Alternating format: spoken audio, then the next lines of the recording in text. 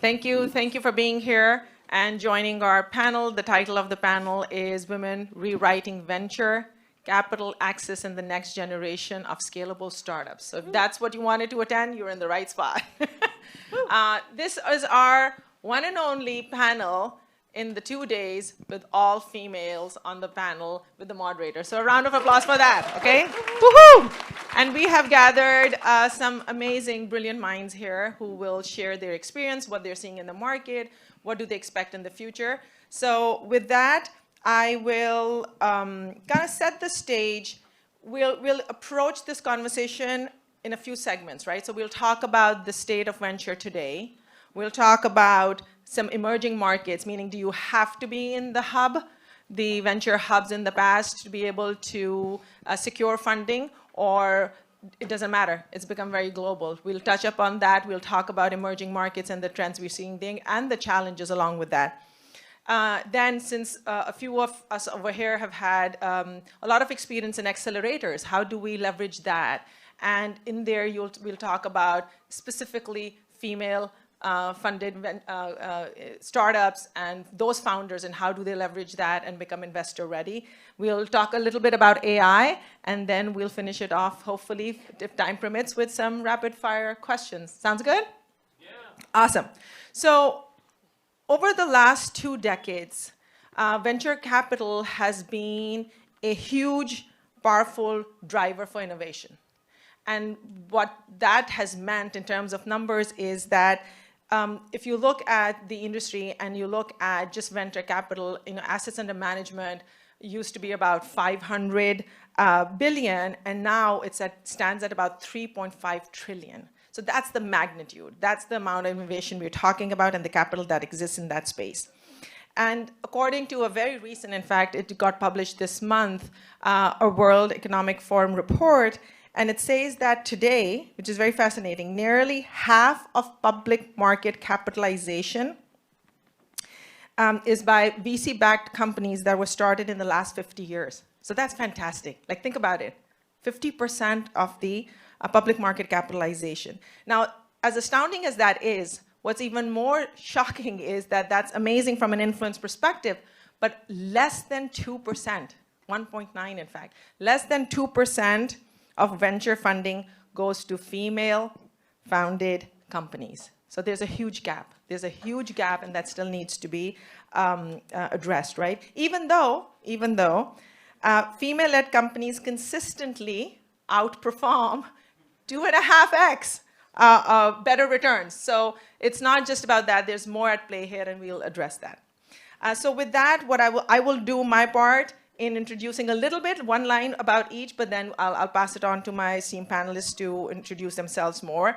So Yana brings this perspective as an immigrant founder and turned emerging market investor. We have Marisa here, who's built one of the strongest ecosystems supporting investor-ready female founders in US and Australia. We have Keisha, who combines venture investing with deep operational and civic impact and has obviously experience in Africa and US. And then Jenn, all the way at the other end, has operated at the intersection of Fortune 500 innovation, fintech, and venture ecosystems for the last 2 decades. So as you can tell, we have good perspective here, a lot of experience, a lot of different point of view. So with that, I'm actually how about we go around, you guys tell a little bit about what you're doing now, your firm, what kind of investments do you make, any areas and geos that you're focusing on, what kind of check size so that people can appreciate that, and then I'll come back. Marisa, sure. Yep. Excellent. Hello. So I always like to open the, I'm the Aussie that lives in Laguna Beach. So because quite often when I start talking, people think that I immediately live in Australia. I've been in tech now since '97, so I've seen a lot of these highs and the lows in the industry. And I have to say, this is the most exciting time to be in tech. And I think for female founders as well, it is the most exciting time. I actually think that we're on the start of a new female revolution. Because before, you needed to know how to code, 2 guys, typically mid-20s, white dudes in a garage, drop out of Stanford. That was the founder profile. Now it's about, you can vibe code something over the weekend. Now it's about actually, can you sell that in the commercial sort of aspect? So that's why I think, it's a great time for female founders to be building. But I worked at companies like SAP, Microsoft, Workday, both across the US and Australia. So I've just sort of bounced between both countries. But then I think I saw the light in 2015 and started a pre-accelerator called ALIAVIA, which helped female tech founders get investment ready and funded. We ran that for 7 years, both across the US and Australia. That had 175 women that went through the program, raised more than 120 million, and then we've had 5 exits so far. And that was really the stepping stone into starting the venture fund, which we now launched in 21. We're on fund 2. We invest in female founders, so at least one female founder on the founding team, with a significant equity position as C-level role. Because what we want to do is we want to see, that wealth transfer from founder to founder as well. So that's really important for us. We invest in health tech, future of work, media and entertainment, software, AI. That's our jam. Early stage, so pre-seed and seed, and then both across Australia and the US. Keisha. What an amazing intro. I mean, we're in for a treat today. Hi, everyone. So I'm Keisha Landrum Pierre, co-founder and managing partner of Emmeline Ventures.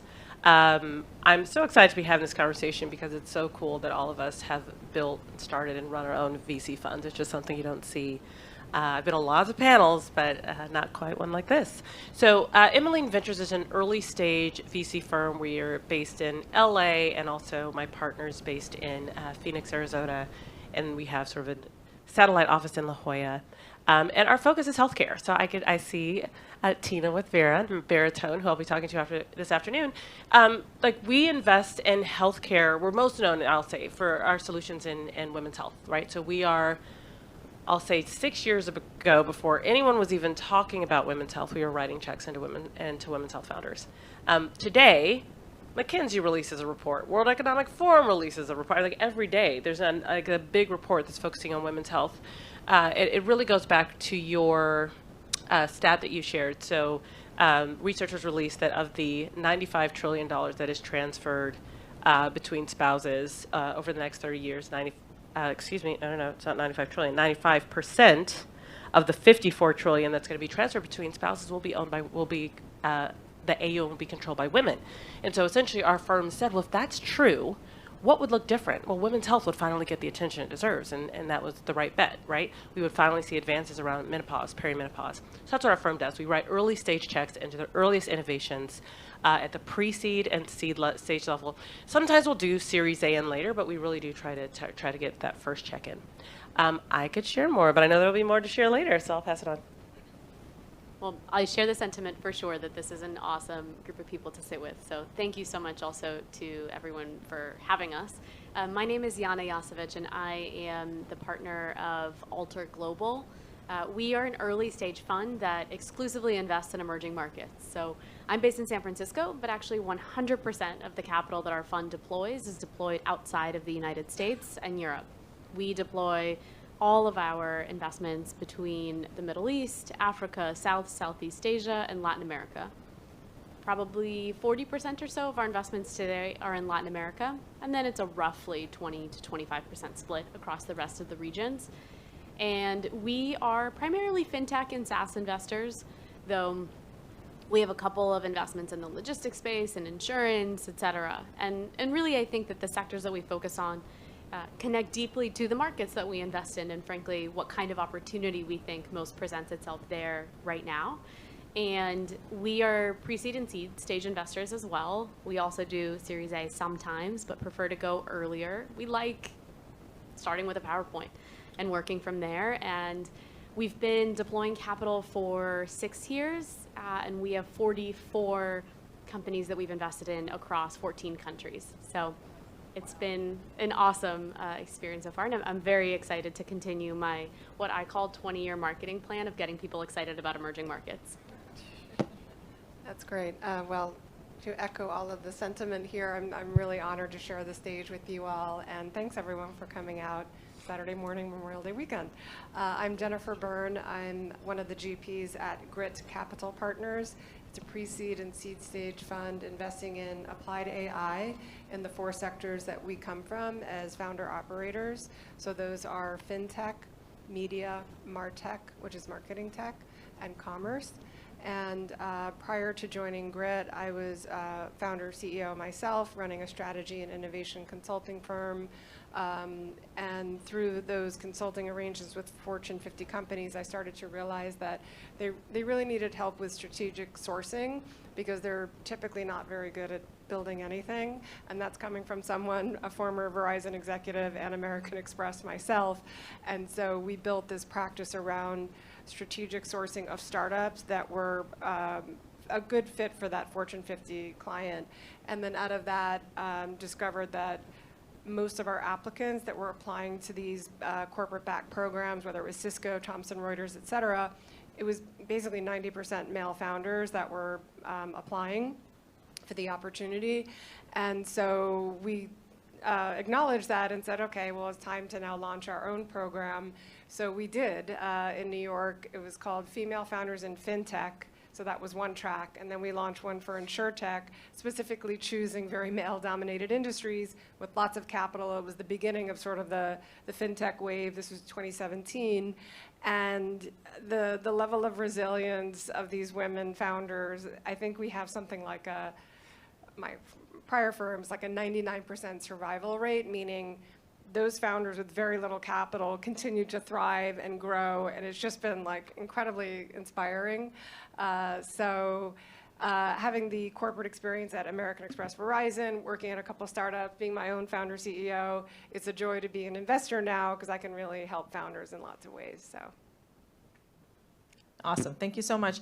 And just kind of echoing that, I think given that when you become an operator and or a founder to an investor, there's a lot to be said about that because there's a huge advantage that people don't understand. They've felt those pain points. They know exactly what the struggles are on the other side, so that's a huge advantage, and I know all of us over here have done that. So great intros, guys. Thank you so much. Really echo that. Appreciate you being here and being part of this panel. Now, with that, again, going back to that report that I was mentioning, what it talks about is that startup creation has become quite global. Doesn't matter where you are, right? We can talk about that. We see that, you guys invest all of your capital outside. However, scalability is still an issue.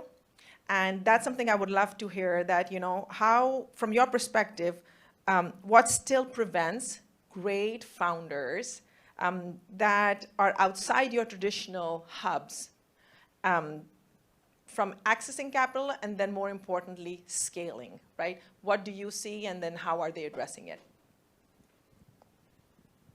Who do you want? I think we can, whoever wants to go that, but I would love to start with Yana because Yana, you will have the most relevant answer to that. I see a two-pronged approach here. I think the first is that there's an element of education involved, and it's education both on the founder level and on the investor level. And then I think it's a question of format of outreach. So on the education side initially, for founders, I think part of the education, which historically has been less attainable and available, and now I think with the presence of so many different LLMs that you can plug anything into and get a lot of really high quality data back, you can definitely get an answer to this of, let's say I'm a founder in Pakistan, or I'm a female founder there, or let's say I am a founder in Brazil. How do I understand which VC firms could invest in me? Because if I just reach out to Andreessen, Sequoia, Insight, all of the funds that people maybe know about, but have no sense of whether or not they're going to invest in a pre-seed stage founder in another part of the world, my hit rate is likely to be low. But now I actually can get a pretty comprehensive short list of all of the local funds in each of these markets that actually would look at an opportunity like that and realistically write a check. Because there are actually early stage funds in both of those markets. There's quite a large number, actually, of early stage regional funds in all of the markets that we invest in. And they've been fairly active for the last 5 to 10 years plus in some cases. So that's number one, I think, is historically there was an access to actually that sort of information. It was very hard to find out if you weren't already somehow in the venture ecosystem.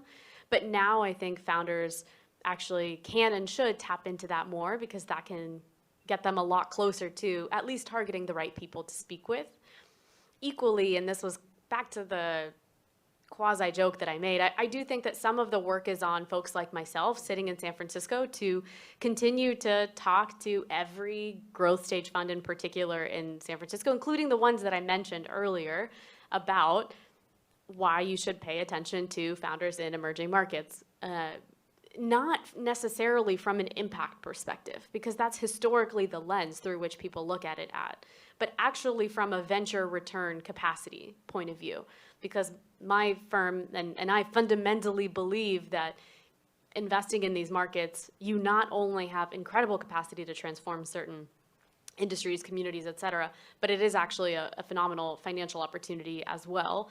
So I think founder education is the first piece of figuring out who you can tap into. Venture education, like actually on the fund level, is the second one, and I see that as the job of us on the flip side.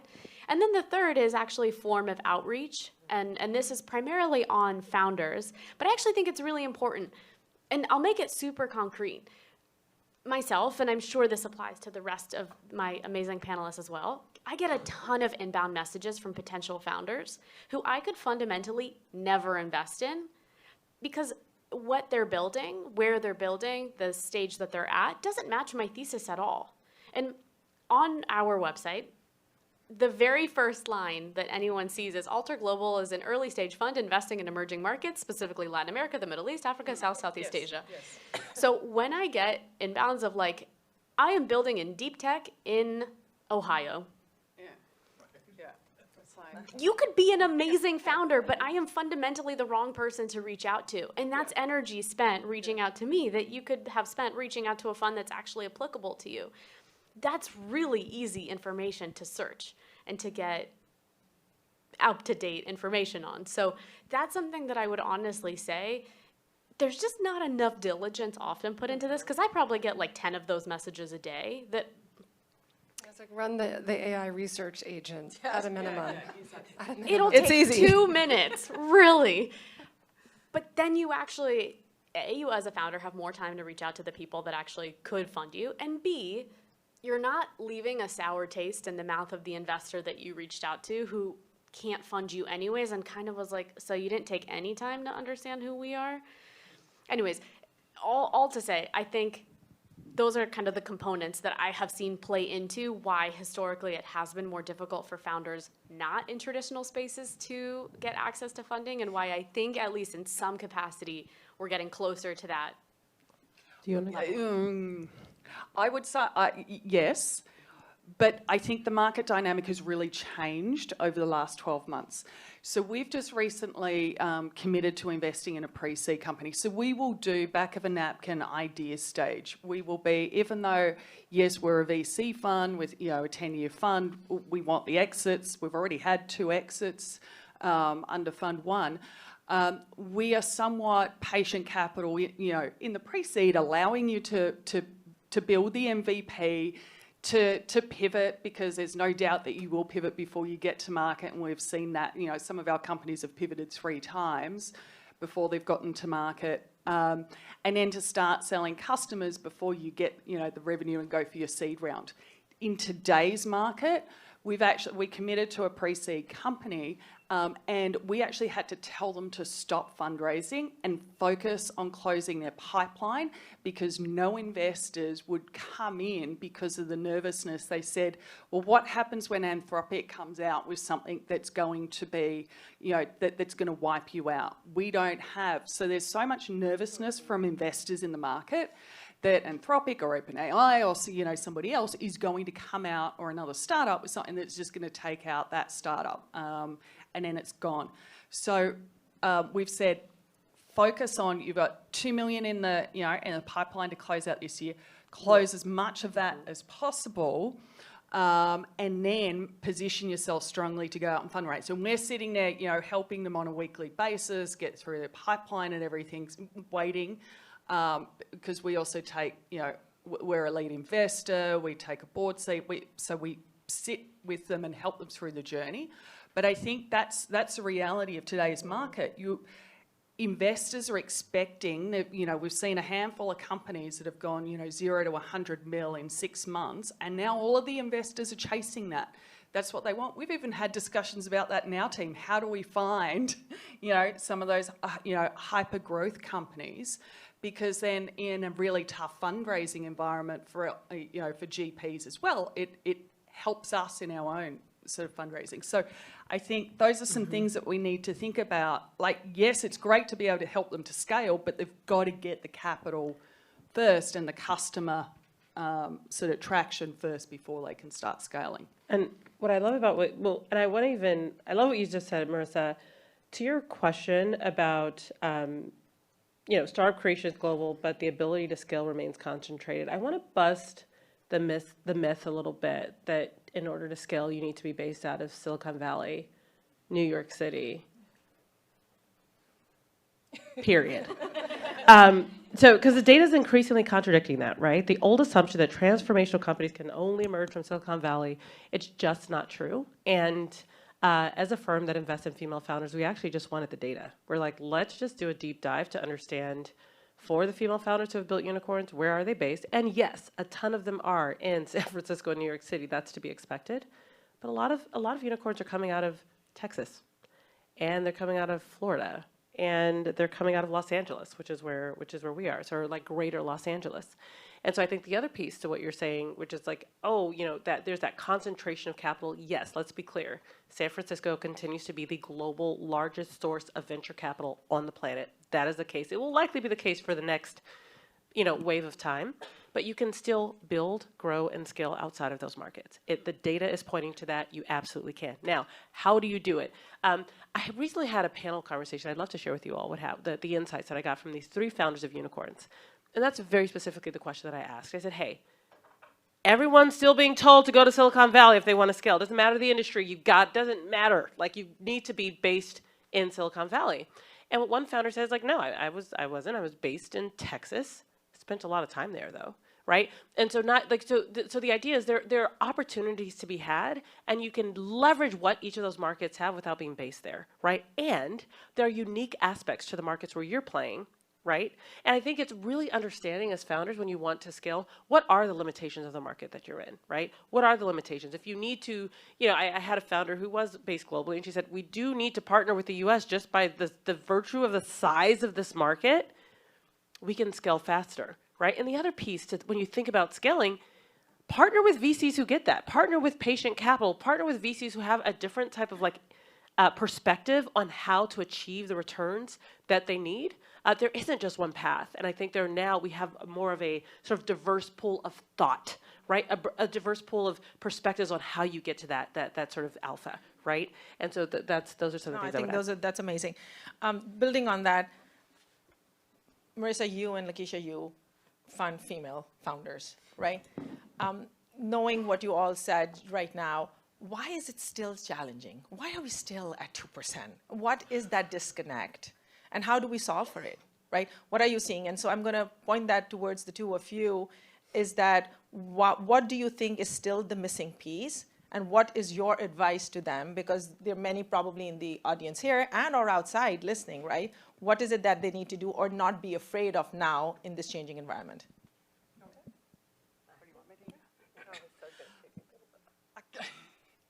We need to see more successful female founders building I used to say the $1 billion plus, but now it's like the $1 trillion plus businesses, right?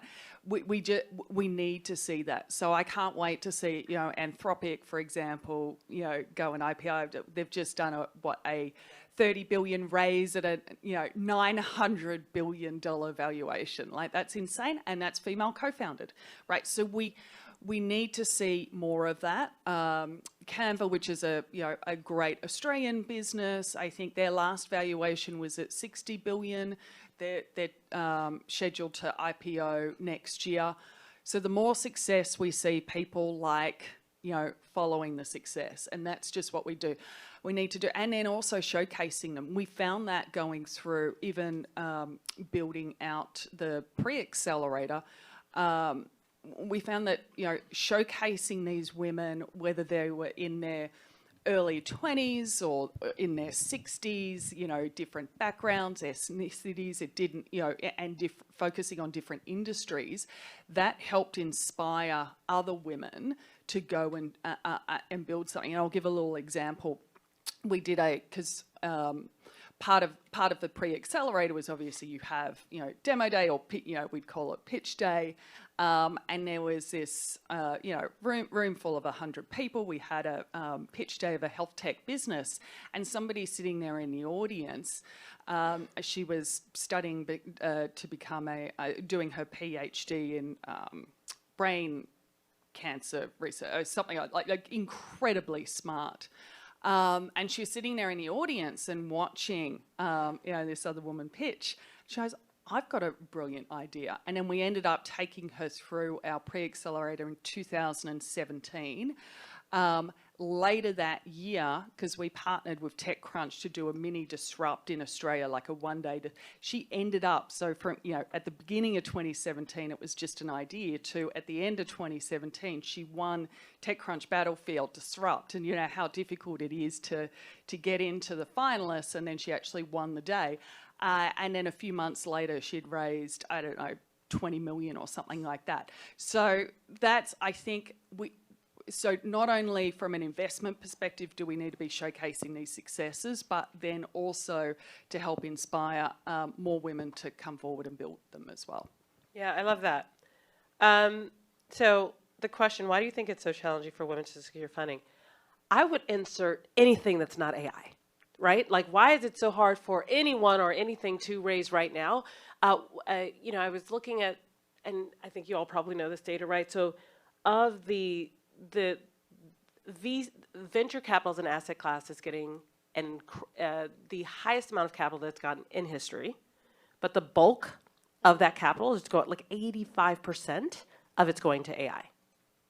So unless that's what you are, when everyone, I guess these days is saying they're building an AI startup, but the reality is, like, if you're building outside of the market's obsession right now, it is going to be hard to fundraise, period. And so take that. We need to see more amazing founders building in AI. The reality is, if you're not building in what the current obsession is, you're going to have a hard time raising. Now, the other data point, because I am also obsessed with data, in 2025, female founders raised more than they had ever raised in history, period. And so what I oftentimes want to encourage us to remember is that things are getting better year over year. It's moving slowly. We just have to stay in the game. I think it requires more investors who have a broader perspective of what success looks like, who can really bring new pattern recognition and then prove that it works, right? So, some people say, like, you've got to fail forward. I'm like, no, we don't get that opportunity. We have to really prove out that female founders will outperform, or that diverse markets, like, emerging markets, will outperform and you can have venture scale returns outside of Silicon Valley. That is like a controversial thought, right? And so I think the other big job for female founders, I think, is to understand that it is going to be hard. But I have two thoughts. I shared with you that I had this fireside chat with female founders of unicorns. It was phenomenal. And two things stood out. One is one of the founders, she went to didn't go to MIT. All her co-founder did. Everyone around her went to MIT, went to Stanford. She didn't do that. And she said, so she's like, well, that's the chip on my shoulder, and I'm going to show everyone that I'm infinitely more competent, smarter, et cetera. And so using whatever that is that's supposed to hold you down, for that to be the reason that you're the best in the game, right? And so, like, let whatever it is that's, like, maybe it's harder to get in the room, and so you work 10 times harder and you get in the room anyway. And so I always love that. And then I think the other thing is, anyone that gets in the game of entrepreneurship, whether it's being an entrepreneur and building your own firm or building something that the world needs, it is going to be hard, period. I think we should just come in with the mentality that this is going to be hard. It's going to be extremely hard, and you'll want to fail. That's actually part of it. In fact, another founder said, if you don't go through that like death, that moment where your company's going to die, you haven't built yet. It's going, you go to the moment. Not trying hard enough. Right, exactly. It's like you get to that moment where you're like, okay, this is it. This is the end. And that's when things really kick off. So I think that's the other big thing for female founders to take away. Yeah, and also, I didn't go to university. Right. Oh. So no. So you know, don't let those things hold you back. In fact, it motivates you to work harder. Yeah, and I think one of the things that is gradually improving the odds is seeing venture funds being managed and run by women. So it's hovering around, I think, 15% of GPs are women in the U.S., but the good news is the newer funds, like that next generation, it's more like 22% are female GPs. So if we can have more allocation control, we will be more open to a variety of founders. And I learned a lot from running that accelerator, which was over, I think it was like 10 cohorts, it turned out to be global, of every top 5 that was selected by a blind kind of set of judges from around the world, from the industries. I always ended up top 5 with one Aussie woman in the cohort. Like every single, and I'm talking 78 countries. And this was like every single fintech and insurtech program. The other thing that was pretty cool is that because it was all online at the time, the judges didn't really have a sense of who the founders were, and so then the day of demo day, there were a lot of like jaws dropping. It's like this one woman, I think she was like 65, this is her first startup, right? And everyone's like, oh my God. So that aspect of like being creative about how you reach those communities and the process by which you run it, you can really unearth some really gritty founders, which is what we look for, grit, and they can come from anywhere. And our founders are in Pittsburgh, Boston, Cincinnati, New York, LA, San Francisco, Miami, I think I said, Baltimore. So anyway, grit and great founders can come from anywhere. Can I just say, oh, no, you could, but I know you were going to ask another question, but what you're hitting on is that it's something that I wanted to share that I forgot to share is you have to be a little delusional, right? So you have to be a little delusional at 65 to think that I'm going to now start a brand new company, right? And I think as founders, you have to be a little bit delusional because there's truth in that, right? There's truth, and like every major company begins with the founder believing in something before the market fully validates it, when everyone thinks you're crazy. In fact, if everyone thinks what you're doing is normal, you might want to go back to the drawing board, right? And I think the other thing is that despite the funding gaps, women-led startups globally still produce 14 unicorns in 2024, right? So more than doubling the year over year. So their founders and female founders can do it. I do think there's an element of being delusional. And can I just pick on that stat for the Aussie one? That was really interesting. So, fun fact, Australia is now for every $1 billion that's invested, Australia is now producing more unicorns than the US, China, or Israel. Oh, wow. So, yes, yeah, incredibly capital efficient. So, and then that goes to your point around you always had an Aussie in there. And we had training sessions, and it was 2 a.m. in Sydney. It was 4 a.m. They were on they did not miss the chance to interact and learn. And the best part is the Aussie woman who won ended up pregnant, unable to fly to Vegas for the final, and she still won virtually. So like, it was like an amazing story. Yeah, but you look at those markets, so there's only a population of 28 million in Australia, so it certainly punches above their weight, but they've realised that you can't build a venture scale business just focused on Australia. And hence, so just to the point, Yana's around those other markets, they have to scale out. They have to scale to the US or outside of that it's to like be successful. The next level of grit is like the immigrant grit. It's like the next level of like, I must make this market understand that I have a product that's worthy of distribution, right? Yep. Great comments, and I think that grit is needed, and we know when we go after something, we just make it happen, right? So I think that gets proven in all those stats. You touched on the accelerator piece. I do want to double down a bit, double click on that a little bit and talk about, from your experience, is that a very viable route to take to become investor ready, right? Those accelerators are a great way. So if you can shed a little bit more light on that, and I know, Marisa, you as well, but let's start with Jenn and see. if Yeah, you I can think add your experience. what I always say to founders is think about like what is the goal of the accelerator and what are your goals, and is it worth giving up the 6% for the 100K investment? Like what is the purpose? Because each accelerator has a different purpose, I would say. Some is very focused on, like the NYU program was always focused on a whole summer of customer discovery and validation. Another accelerator is purely focused on preparing for that investor pitch day. So as a founder, I would think about why are you participating? What is the upside? There are some founders that are doing multiple accelerators that are very like sector focused, which I think is very smart. So no matter what happens in that accelerator, this one female founder, she got the CIO of Northwestern Mutual to be her mentor.